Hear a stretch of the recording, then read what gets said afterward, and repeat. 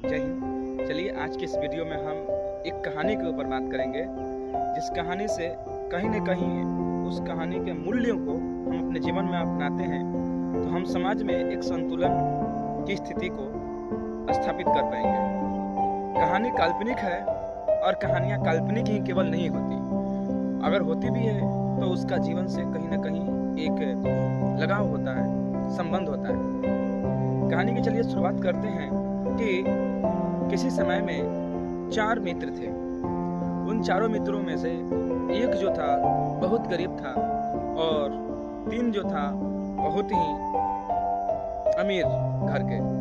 तो घर में जो प्राथमिक विद्यालय होते हैं वहाँ तक जो पढ़ाई किए सब लोग वो लोग तो कर लिए, लेकिन उच्च स्तरीय पढ़ाई करने के लिए उनमें से 3 दोस्त चला गया एक बहुत ही शिक्षा ग्रहण करने के लिए उच्च विश्वविद्यालयों में शहर की ओर।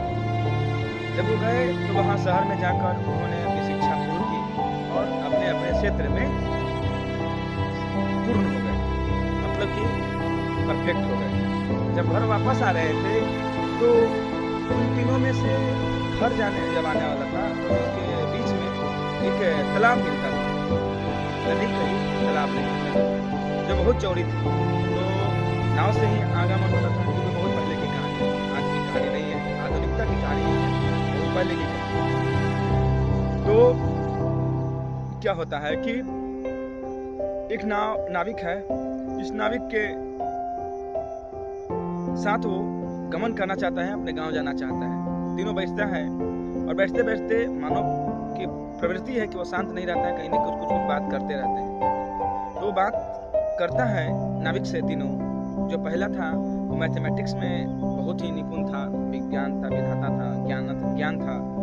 दूसरा जो था विज्ञान में था, जो विज्ञान, फिजिक्स, केमिस्ट्री सब में। और तीसरा जो था वो था इतिहास सब में। पहला जो व्यक्ति है मैथमेटिशियन, जो पूछता है कि अच्छा बताओ नाविक भाई, तुम कुछ पढ़ाई लिखाई किए हो? तो वो बोलता है कि नहीं, हम तो पढ़ाई लिखाई नहीं कर पाए। तो इतना में इंसान का संकेत काफी है कि उसके आदर करना चाहिए। नहीं पढ़ा लिखा लेकिन आओ कहीं तो कुछ है ना, नाविक चला रहा अपना घर चला गया, लेकिन उसको अपमान करता है और बोलता है कि तुम्हारा जीवन 25% खत्म हो गया, 100 में मैथ नहीं पढ़ा, कोई बात नहीं। दूसरा पूछता है विज्ञान वाला, ठीक है मैथ नहीं पढ़ा, चलो तुम सजीव निर्जीव, आइंस्टीन, न्यूटन, लाओ ये सब तो जानते हैं। तो भी बोला वो कि नहीं तो बोला कि चलिए 25% तुम्हारा और जितने का। तीसरा जो था SST पढ़ लेता, समाधि विज्ञान करते हैं, तो चलो अकबर बीरबल ये सब के बारे में जानते हैं, हमारे चाणक्य के बारे में, अर्थशास्त्र के लेखक कौन, सब वगैरह वगैरह। तो कहता कि नहीं मालिक, कभी स्कूल गए ही नहीं तो कैसे जान पाए। वो तीनों ने 25-25 करके 75% जिंदगी खत्म करने की बात कहने लगा। इतने में ही बाढ़ आती है, नदी में तूफान आती है और नाव डगमगाने लगता है। नाविक ने एक ही प्रश्न पूछता है, वो पूछता कि मालिक आप लोग को तैरना आता है?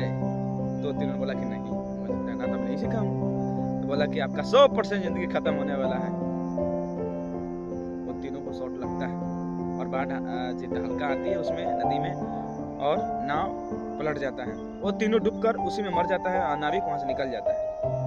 कहानी की यही समाप्ति होती है, लेकिन कहानी की